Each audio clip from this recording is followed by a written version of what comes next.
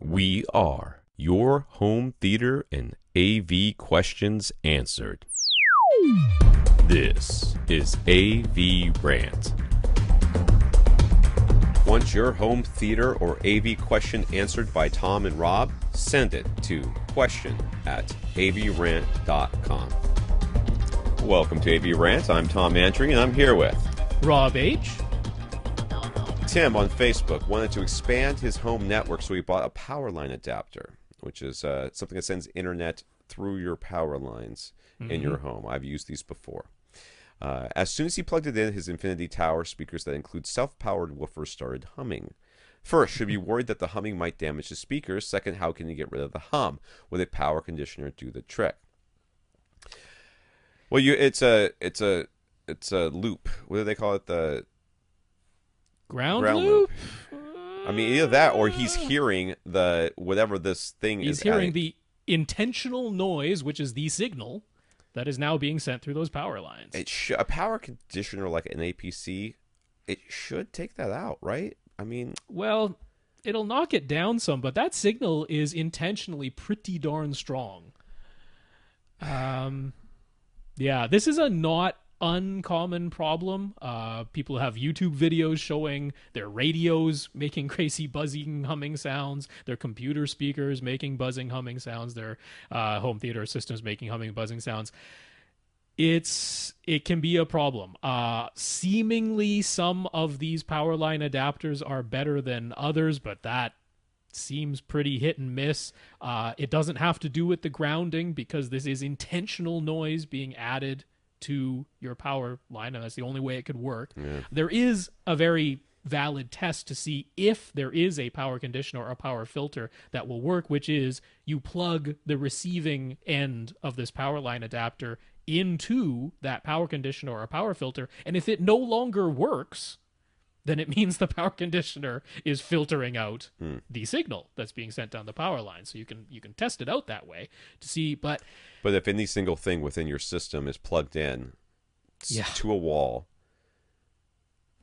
gets power, it could send that signal back into your system, and it means everything has to be plugged into your power everything. Yeah. Everything. Yeah, these things cause a problem. It's a very strong signal, because you can't just have the power line adapter only work within one circuit, right? Because the whole point of it is to send it from one side of the house to the other. So it has to go all the way into your electrical panel, make it through that electrical panel into every circuit in your house, and get all the way to the receiving end thing. It's a loud, nasty signal that it's throwing into your power lines. Really, the solution is to go with a Wi-Fi bridge or a Wi-Fi expander, right? Something that expands your Wi-Fi network, rather than using your power lines to do this. It causes problems that are nigh impossible to solve. That noise has to be there, because the noise is the signal. I still think an APC should be able to take it out, though. They don't filter that much noise. So I'm looking at my APC, and it looks like it could do it. Like, it's looking like bring it. It's got that can-do attitude that I like. Whatever money you would spend on that, I would instead recommend spending it on a Wi-Fi repeater. Yeah, I hate Wi-Fi repeaters. I got to be honest with you; they have not treated me right. Tim is using an older, it's the same guy, Sony HDH550 receiver to power 2 speakers in the sub in his open concept living room and kitchen. There's no specific prime listening spot, since this is just for background audio for the whole area. As such, should he bother using the supplied microphone and audio setup? If so, or if he is setting things manually, how should he set the distances and trim level? I would definitely use the auto setup. And I would just take the microphone and kind of put smack dab in the middle of the room. I mean, the option, I kind of don't know where your speakers and your subwoofer are. All right. So I'm thinking to myself, where are you most concerned that the sound will be distracting? Time aligned and level matched. No, I'm thinking distracting, right? So let's say his speakers are on the cabinets above his kitchen, and a subwoofer is like off to the side. Right. people spend most of the time in the kitchen. I want it to be kind of level matched and time aligned for the kitchen. At the same time, I'm worried that the subwoofer is going to be super duper loud because it's way off to the side. So in between, I'm worried about, those people over there. So rather than that, I may set it like halfway between the sub and the speakers so that it gets kind of a good mix there so that the people, like when I turn it to a regular volume, the people that are real near the sub aren't getting overblown with the subwoofer, right. And the people that are near the speakers aren't being, they aren't hearing a nice even sound, because that's where I level matched it for, but everybody else is getting something really stupidly uneven.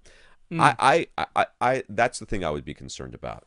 I would just kind of like eyeball it. This is not going to be an exact science. I would just sort of eyeball it and say, I'm going to put it sort of in the middle-ish of the space where I want there to be, where I think that it would provide the most people a fairly pleasant listening experience at any volume level. Yeah, I largely agree. My whole thing was sort of like pick an arbitrary spot. If you were going to pick a spot as your primary spot, figure out where that would be, put the microphone there, do the auto setup there. Because, I mean, it's never going to be perfectly even everywhere. That's not possible. Yeah. So, yeah, I'm pretty much in agreement. Yeah, you sort of pick the arbitrary spot where you would like the sound to be, focused. And you just use it, because you're going to have to pick something. So.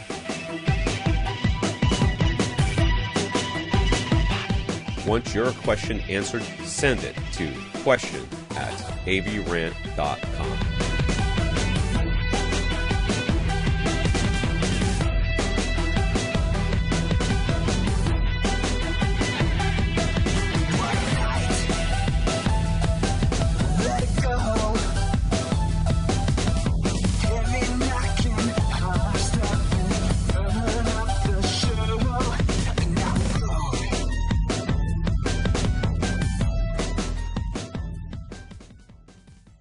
This is AVRant. Now go out and listen to something.